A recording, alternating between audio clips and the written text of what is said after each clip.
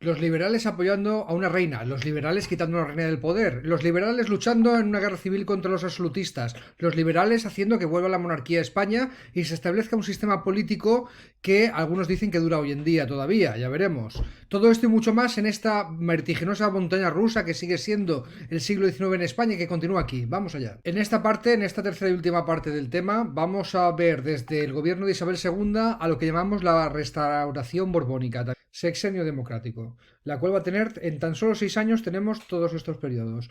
Un gobierno provisional en el cual se redacta una constitución hasta que se encuentra a un rey que no puede ser un Borbón, que les acabamos de tirar de España por autoritarios.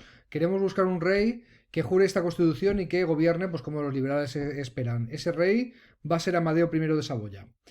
Y como lo de Amadeo vamos a ver que no va a salir muy bien, también tenemos en el sistema democrático la primera experiencia republicana en España. Este gobierno provisional, como digo, está presidido por Serrano, convoca elecciones en toda España para hacer un parlamento constituyente, o sea, unas cortes constituyentes, cuyo único objetivo es redactar una constitución en la cual establece las reglas del juego, cómo debe elegirse al Parlamento, quién tiene los tres poderes, etcétera. Y una vez hecha esta constitución en el año 1869 y aprobada, se disuelve. Esta Constitución tiene una declaración de derechos amplia, establece el sufragio universal, establece el sufragio, establece el sufragio universal masculino y establece también la monarquía constitucional. Es un gobierno para el cual hace falta buscar un nuevo rey. El general Prim, sobre todo, va a encargarse de ser el principal apoyo, la principal voz en el gobierno provisional que abogue por la solución de Amadeo I de la Casa de Saboya, de una casa real con cierto prestigio en Europa y que tiene ese marchamo democrático. Él sabe que es el príncipe de una casa real, que está dispuesto a gobernar al estilo de las monarquías constitucionales que se están extendiendo por Europa respetando la Constitución, no como hizo Fernando VII. Así que Prim convence a Amadeo de Saboya para aceptarse rey de España y cuando Amadeo de Saboya llega a España por fin, resulta que se muere el general Prim. En circunstancias misteriosas, se cree que es asesinado, aunque esa hipótesis en la época no es la más extendida, pero ya nada más llegar, el principal apoyo que tenía aquí Amadeo I desaparece con la muerte de Prim. Pero el Parlamento aprueba finalmente el ofrecer el jurar la Constitución y ser rey de España a Amadeo I. Va a ser rechazado por la población, ¿no? Entre que su principal apoyo ha muerto y que es un rey que viene de fuera, pues por ser extranjero, ya sabemos que a José I no le tuvimos cariño aquí porque le consideramos extranjero. Le pasó lo mismo a Carlos I de España y V de Alemania cuando llegó aquí, que esto de haber nacido fuera, haberse educado fuera, no hablar español, pues hace que el pueblo de España, sí, ni español, ni catalán, ni gallego, ni ninguna de las lenguas oficiales de España, ¿no? Pues esto hace que los pueblos de España pues no te acepten mucho, ¿no? Además, se va a encontrar con problemas políticos y económicos por todas partes. Y con la oposición de los monárquicos que apoyan a Isabel II, los republicanos que no quieren ni rey de Amadeo ni ningún rey, y también la Iglesia que se va a oponer a las reformas que sigue intentando poner en marcha, pues por ejemplo para poner las tierras de la Iglesia que no están en uso. Así que, harto de la situación, después de tan solo 2 años de haber aceptado y jurar la Constitución, abdica, se va al exilio y España vuelve a quedarse sin gobernante. Los dirigentes de España en ese momento se ven obligados a decir qué hacemos, buscamos otro rey, lo de volver al gobierno de los Borbones ni se plantea. Así que la solución que queda es proclamar la República Española. Aquí tenemos la primera República Española dentro del sexenio democrático. Se proclama después de la abdicación de Amadeo, está caracterizada por la inestabilidad política. En año y medio, en menos de 2 años que dura la Primera República, vamos a tener 4 presidentes de la República, lo cual da a entender que el gobierno no era estable, que era muy difícil que se consolidara el poder si las personas eran relevadas con tantísima frecuencia. Principales problemas a los que se enfrenta la Primera República. Uno es la revolución cantonal, ¿vale? Es una revolución, un movimiento que propone que la república sea federal, gobernada por pequeños estados llamados cantones. Pero es que empiezan a independizarse, digamos, territorios de España muy pequeños, ¿no? Que no es como las actuales comunidades autónomas. Por ejemplo, en Cartagena, en lo que serían los alrededores de la ciudad de Cartagena, se proclama un cantón. Hoy todavía en Cartagena la ideología cantonal, que Cartagena tiene que ser una provincia separada de Murcia o una comunidad autónoma aparte, o, ¿vale? Todavía está ahí, ¿no? Dentro de que quieren pertenecer a España, en Cartagena no se quiere ser parte de Murcia, por lo menos los que son de ideología cantonal. Triunfa también en otras ciudades el levantamiento a favor de ese autogobierno regional, local, en la cual se convertirían en pequeños estados. Se forman estados independientes, de hecho, en Valencia, y también en Cartagena, y también en otros lugares de España, ¿no? Y el gobierno de la República tiene que hacer frente a esa rebelión cantonal. La Tercera Guerra Carlista ataca en los tiempos de la República. Y por si fuera poco, una de las pocas colonias que le quedan a España en ultramar después de la independencia de Latinoamérica, que es la isla de Cuba, tiene una revolución a favor de la independencia de España. En esta época no consiguen independizarse, esta revolución se pacifica, se llega a un acuerdo, pero ya se ha plantado la semillita que va a cristalizar y dentro de poco tiempo, en 1898, Cuba por fin va a ser independiente. Ante esta situación de desestabilización, es fácil que militares que están en contra de la República pues lleven a cabo varios pronunciamientos que son exitosos y acaban con la República. El primero lo lleva a cabo el general Pavía, entra con su caballo en el Parlamento de la Primera República y lo disuelve. El segundo pronunciamiento lo lleva a cabo el general Martínez Campos para llevar a cabo lo que se llama restauración.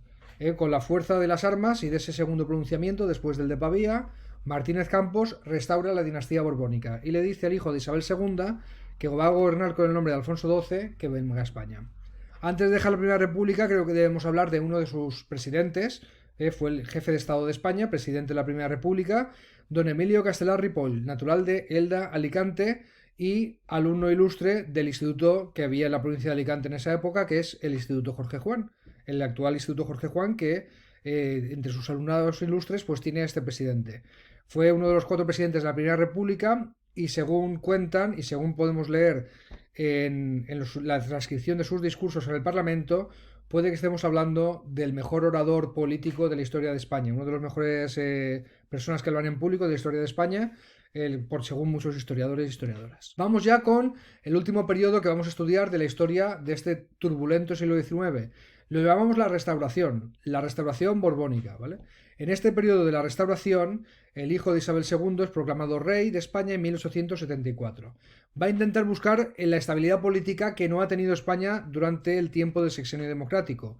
Se proclama una nueva constitución en 1876, en donde España se define como una monarquía constitucional, habrá un parlamento con sufragio limitado y cierto rango de derechos y libertades. El sistema político con el cual se va a buscar la estabilidad de España se va a llamar el turno pacífico, o también llamado turnismo, en la cual esos dos señores de esta caricatura de la época, don Antonio Cánovas del Castillo y don Práxedes Mateo Sagasta, van a encabezar los dos partidos que se van a alternar en el poder, por turnos, de ahí el nombre de turnismo. Pero la gente vota para el Parlamento, pero no es el Parlamento el que, a partir de quién tiene la mayoría, pues el rey nombra. Sí, pero para que haya estabilidad política y le toque gobernar cada vez a uno, se van a amañar las elecciones. Y va a ser tan frecuente que todo el mundo lo sabía en la época, no es oficial, no es legal, no está puesto, pero el amaño de las elecciones para que gane quien le toca gobernar en cada momento, según ha acordado el rey, con los líderes de los principales partidos, está demostrado y es parte de la historia de España. Los dos partidos que se alternan en el gobierno son los conservadores de Cánovas y los liberales de Sagasta.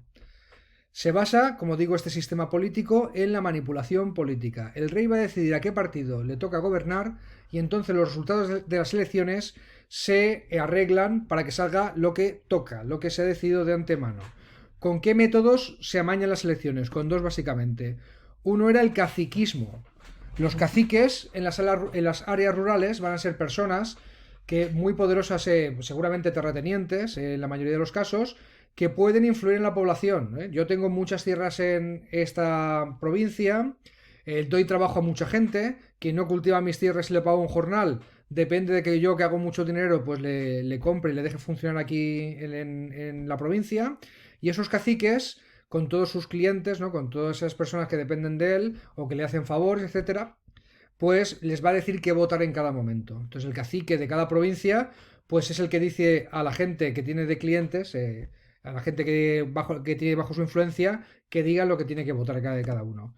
El otro método se llama pucherazo. Pucherazo es la manipulación fraudulenta de los resultados de las elecciones, bien trucando los votos cuando se recuentan, o bien, como solía pasar, metiendo votos en la urna que corresponden a gente que ha fallecido. Está en el listado, a la hora de contar los votos, me sale que ha votado fulanito, pero fulanito lleva 10 años muerto. Entonces, aunque coincida el número de votos con los que la población del lugar, están votando los muertos que no habían sido eliminados todavía del listado del censo, ¿no?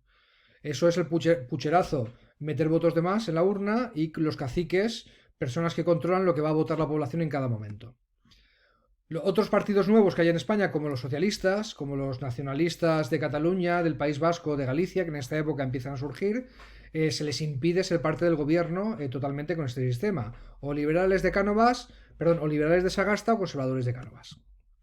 En esta caricatura de la época veis los caciques de cada provincia. Son caricaturas de quién en cada provincia pues era el cacique de cada una de ellas, ¿no? Hasta este punto se conocía quién era cada uno. Y esta otra caricatura de la época representa el sistema de la época del turnismo. En la viñeta de arriba veis como el Sagasta está trayendo el presupuesto, representado por un pollo asado enorme, que lo trae a los comensales, que varios ministros de la época, con Cánovas, aquí con su bigote y sus gafas, a la cabeza. Y está haciéndole de camarero, sirviéndole el presupuesto que usted quiera aprobar. Pues mire, mi partido, aunque esté en la oposición, lo va a aprobar porque total, luego me toca gobernar a mí y usted va a hacer lo mismo. Y efectivamente, en la segunda viñeta ha llegado el turno de gobernar de Sagasta, que está sentado a la mesa con los ministros, y es Cánovas el que hace de camarero, le está sirviendo el vino, el pollo aquí representa el poder en este caso, y se va a ir, como se decía en la época, de Cánovas a Sagasta y de Sagasta a Cánovas.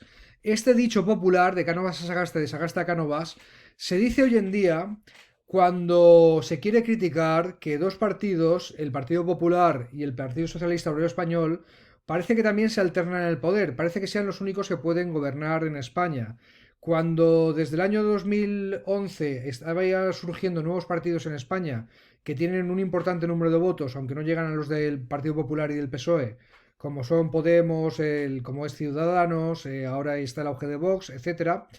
De alguna forma se ha roto el bipartidismo en España. Pero la principal crítica que se hacía al bipartidismo era esta, decir que parece que con el PP y el PSOE vamos de Sagasta a Cánovas y de Cánovas a Sagasta.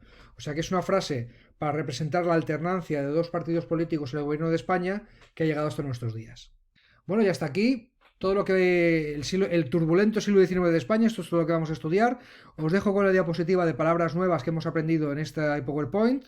Regente, pronunciamiento, abdicar y desamortizar. Aquí tienes unas definiciones para ayudaros a estudiarlo.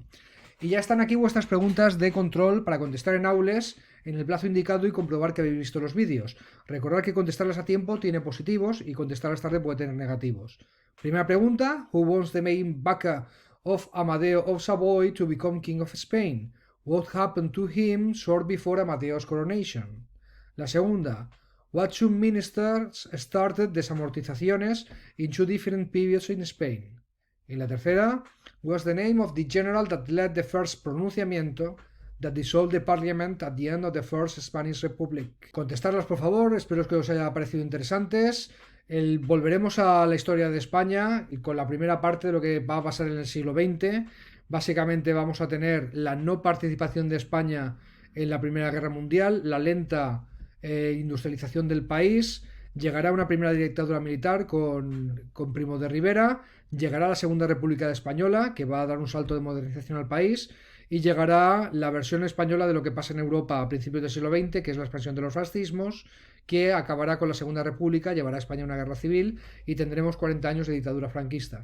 Todo esto lo veremos después de las unidades en las que vamos a ver qué pasa en Europa y en el mundo en el final del XIX y en el principio del XX. Y aquí estaremos para contarlo.